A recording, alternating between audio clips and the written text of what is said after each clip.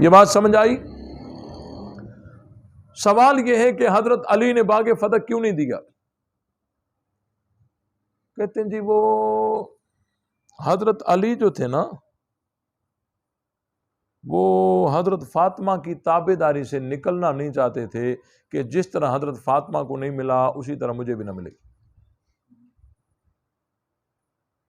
حضرت علی حضرت فاطمہ کی تابع داری سے نکلنا نہیں چاہتے تھے کہ جس طرح حضرت فاطمہ کو نہیں ملا اسی طرح ہمیں بھی نہ ملے۔ میں نے کہا پھر صدیق اکبر کا کیا قصور ہے؟ وہ تو حضور کی تابع داری سے نکلنا نہیں چاہتے تھے، وہ تو حضور کی تابع داری سے نکلنا نہیں چاہتے تھے۔ اور ایک بات، دوسری بات یہ ہے کہ مجبوری والے عمل میں تابع داری نہیں ہوتی۔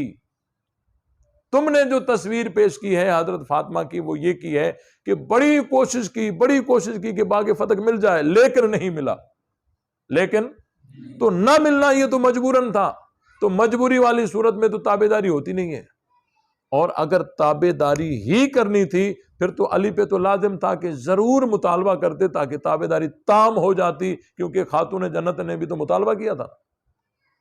یہ بات سمجھ آئی کہ نہیں آئی؟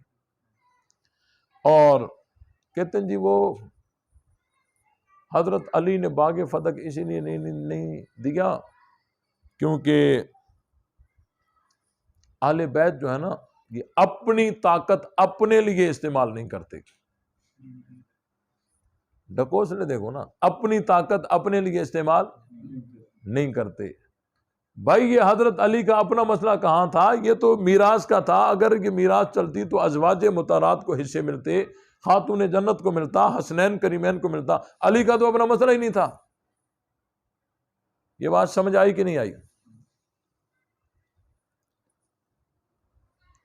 اور دوسری بات کہ ہاں یہاں ایک ڈکوسلے ان کے بہت چلتے ہیں اس پر کہ بعض شیعہ یوں کہتے ہیں کہ ہم اس میں بحث ہی نہیں کرتے کہ حق تھا یا نہیں تھا، ہم یہ کہتے ہیں کہ بیٹی بیٹی ہوتی ہے چاہے جس کی بھی ہو، یہ تو نبی کی بیٹی تھی، اگر انہوں نے مانگا تھا تو دے دیتے۔ جملہ زہریلا ہے نا، بیٹی بیٹی ہوتی ہے بھائی جس کی بھی ہو، یہ تو نبی کی بیٹی تھی، اگر انہوں نے مانگا تھا تو یہ دے دیتے، لیکن انہوں نے نہیں دیا۔ تو دیکھو اگر حضرت ابو بکر صدیق باغ فتح ان کو دے دیتے، پھر پتہ ہے یہ شیعہ کیا کہتے؟ یہ کہتے دیکھو جی نبی نے روکا تھا کہ مالی میراث نہیں چلے گی، صدیق اکبر نے نبی کا کہا نہیں مانا، نبی کی مخالفت کر دی۔ اگر نہ دے تو یوں اعتراض، اگر دے دیتے تو یوں اعتراض۔ مقصد شرارت ہے۔ مقصد کیا ہے؟ شرارت ہے۔ مقصد کیا ہے؟ وہ اہل بیت والی تفسیر پڑھی تھی کل آیت، وہ پڑھی تھی نہیں پڑھی تھی؟ اہل بیت والی نہیں پڑھی تھی نا؟ یہ بات سمجھ آئی کہ نہیں آئی؟ تو باغ فتح پر کچھ یہ آیتیں پیش کرتے ہیں۔ کیا پیش کرتے ہیں؟ آیتیں۔ ان میں مثلا ایک آیت ہے یوصیکم اللہ فی اولادکم للذکر مثل حظ الانثیین۔ یہ آیت کی جی قرآن کہتا ہے کہ تمہاری جو بیٹیاں ہیں ان کا حصہ اور بیٹوں کا حصہ بیٹیوں سے ڈبل ہوگا۔ قرآن تو مطلق ہے، قرآن تو مطلق ہے اور اس میں تو کوئی استثناء نہیں ہے۔ یہ بات سمجھ آئی؟ اور بھی ایک دو آیتیں ہیں وہ پیش کرتے ہیں۔ اس آیت کا جواب کیا ہے؟ یوصیکم اللہ فی اولادکم للذکر مثل حظ الانثیین۔ دیکھو بھائی بہت ساری آیتیں ایسی ہوتی ہیں کہ جس میں بظاہر استثناء حضور علیہ السلام کا نہیں ہوتا، لیکن ہوتا ضرور ہے۔ بظاہر استثناء نہیں ہوتا لیکن حقیقتاً استثناء ہوتا ہے۔ فَانْكِحُوا مَا طَابَ لَكُم مِّنَ النِّسَاءِ مَثْنَىٰ وَثُلَاثَ وَرُبَاعَ۔ 4 بیویاں رکھ سکتے ہو، 2 2 3 3 4 4، ٹھیک ہے؟ اب اس آیت میں حضور علیہ السلام کا بظاہر استثناء ہے؟ بولو نہیں ہے. کیا اس حکم میں حضور علیہ السلام ہے؟ کہتے نہیں. اب دیکھو استثناء بظاہر نہیں ہے اور حقیقتاً حضور علیہ السلام اس سے خارج ہے. تو یوصیکم اللہ فی اولادکم للذکر مثل حظ الانثیین، اس میں بھی حضور علیہ السلام کا استثناء بظاہر نہیں ہے لیکن حقیقت میں استثناء ہے. حضور علیہ السلام اس سے خارج ہے. حضور علیہ السلام اس سے خارج ہے. اب ایک یہاں بات ہے، وہ یہ ہے بھئی قرآن مجید کی آیت ہے یہ، اور آگے حضرت ابو بکر نے جو روایت پیش کی وہ خبر واحد ہے. خبر واحد سے قرآن کی ٹکر، اور تم قرآن کو چھوڑ کے خبر واحد پہ چل رہے ہو. سب سے پہلی بات یہ ہے کہ یہ خبر واحد نہیں.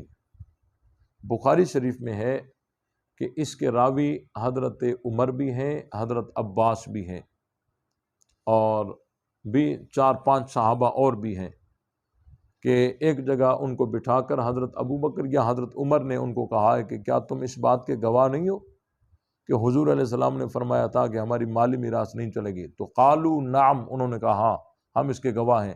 تو پتہ چلا کہ وہ بھی سارے اس کے راوی بن گئے نا. تو اس کو خبر واحد کہنا یہ غلط ہے. اور دوسری بات کہ یہ جو اخبار کی تقسیم ہے نا کہ یہ خبر واحد، یہ متواتر، یہ مشہور، یہ فلاں، یہ فلاں، یہ ساری تقسیم ہم بعد والوں کے لیے، لیکن جو ڈائریکٹ حضور علیہ السلام سے سنے اس کے لیے اس پر عمل کرنا اسی طرح لازم ہے جس طرح قرآن کی آیت پہ عمل کرنا لازم. یہ بات سمجھ آئی؟ تو حضرت ابو بکر نے تو ڈائریکٹ سنا تھا. اور تیسری بات، ٹکر تو ہے ہی نہیں، ٹکر تو ہے ہی نہیں. یوصیکم میں جو کم ہے اس میں اجمال ہے. اس میں کیا ہے؟